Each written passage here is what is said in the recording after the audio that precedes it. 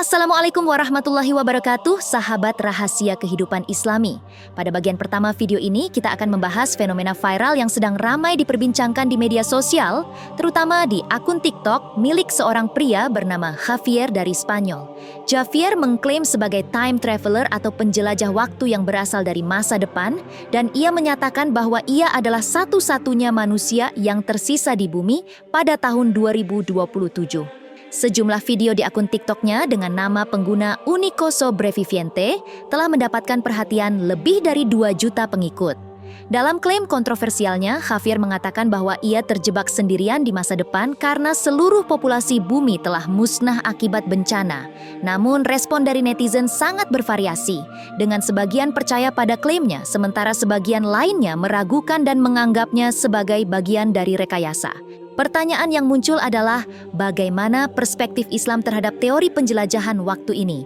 Sebelum kita melangkah lebih jauh, jangan lupa untuk menekan tombol subscribe, like, share, dan komentar, serta menyalakan loncengnya agar tidak ketinggalan informasi Islami menarik lainnya.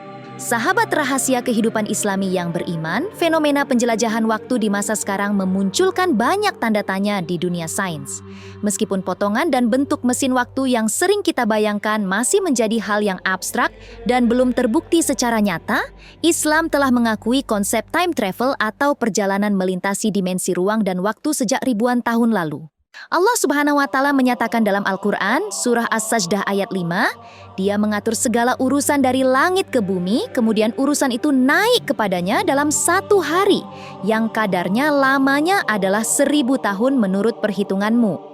Ayat ini memberikan gambaran tentang bagaimana Allah mengendalikan waktu dan segala sesuatunya, yang mengisyaratkan bahwa konsep perjalanan waktu sebenarnya telah diakui dalam ajaran Islam. Ayat ini diartikan sebagai para malaikat Allah Subhanahu wa Ta'ala naik ke langit untuk bertemu Sang Rabb pencipta alam semesta dalam waktu 1 hari yang setara dengan 1000 tahun dalam perhitungan waktu normal di bumi. Interpretasi ini memberikan kita gambaran bahwa waktu yang diterapkan di alam semesta tidak selalu sejalan dengan waktu yang kita rasakan di bumi. Beberapa kalangan mencoba menerjemahkan konsep ini ke dalam angka matematika, menciptakan suatu untold story yang masih belum terpecahkan. Para ahli menghitung bahwa malaikat mampu menempuh jarak sekitar 155 triliun kilometer dalam hitungan waktu bumi dalam satu perjalanan. Pergerakan sehari bagi malaikat sama dengan ribuan tahun bagi manusia di bumi. Ini disebabkan oleh kemampuan malaikat untuk bergerak lebih cepat daripada manusia dan dapat mencapai kecepatan cahaya. Konsep ini menyiratkan bahwa para malaikat Allah seharusnya mampu menembus kecepatan waktu bumi, memungkinkan mereka melihat masa lalu dan masa depan. Tentu saja, semua ini hanya menjadi potensi karena dimensi ruang dan waktu merupakan wilayah Allah dan termasuk dalam hal-hal gaib yang tidak dapat sepenuhnya dimengerti oleh manusia. Sahabat rahasia kehidupan Islami yang beriman, dari film animasi anak-anak seperti Doraemon yang sangat populer hingga film layar lebar, seperti Star Trek yang menjadi legenda dalam imajinasi manusia mengenai perjalanan melintasi ruang dan waktu, konsep ini semakin mendekati kenyataan.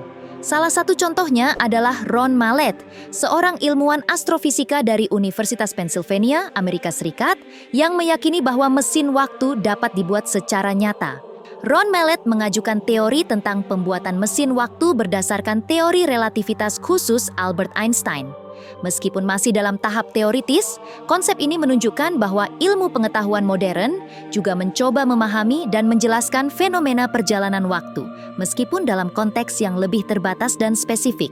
Sahabat rahasia kehidupan Islami yang beriman, dalam lanjutan pembahasan kita, Ron Mallett, ilmuwan astrofisika dari Universitas Pennsylvania, Amerika Serikat, mengajukan konsep menggunakan laser sebagai sumber cahaya yang dapat memutar ruang dan waktu. Ia meyakini bahwa pancaran cahaya laser yang bersirkulasi dapat menjadi suatu bentuk mesin waktu. Meskipun menyadari bahwa teori dan desain mesin waktunya mungkin belum bisa mengembalikan seseorang ke masa lalu dalam waktu dekat, ia tetap berusaha keras untuk menyelesaikan eksperimen dan misinya. Namun dari sudut pandang Islam, kita dapat merenungkan fenomena serupa dalam kisah Ashabul Kahfi. Apakah mereka benar-benar ditidurkan oleh Allah Subhanahu wa Ta'ala, atau justru melakukan perjalanan melintasi waktu dan dimensi, atau bahkan teleportasi? M. Ryan, seorang ilmuwan dari NASA, menyatakan bahwa setiap manusia di dunia pada dasarnya sudah melakukan perjalanan waktu dengan kecepatan 1 jam per jam. Peneliti berusaha memanfaatkan distorsi pada ruang waktu tersebut untuk mencari cara bagaimana mesin waktu bisa berfungsi. NASA bahkan membangun teleskop antariksa James Webb dengan biaya sekitar 10 miliar dolar hanya untuk mengamati masa lalu benda-benda di antariksa. Manusia terus berusaha mendalami ilmu pengetahuan untuk menembus ruang, dimensi, dan waktu di masa lalu secara nyata. Allah Subhanahu wa Ta'ala telah menunjukkan kebesarannya dengan menyelamatkan akidah 7 pemuda beriman melalui penembusan dimensi ruang dan waktu. Teknologi yang memungkinkan penembusan ruang dan waktu mungkin belum mencapai tingkat kesempurnaan, namun tidak menutup kemungkinan bahwa suatu hari nanti perpindahan manusia melalui waktu akan menjadi hal biasa. Dalam bayangan para ilmuwan, manusia kelak dapat bepergian ke segala penjuru angkasa dalam sekejap. Pertanyaannya, bagaimana umat Muslim akan memandang dan memanfaatkan kemajuan ini, terutama dengan memiliki kitab suci Al-Quran sebagai panduan utama dalam mengeksplorasi temuan-temuan ilmiah di abad modern? Demikian isi video kali ini. Semoga dapat bermanfaat untuk kita semua. Jika ada yang baik itu datang dari Allah Subhanahu wa Ta'ala, dan jika ada yang buruk dan salah itu datang dari diri saya pribadi.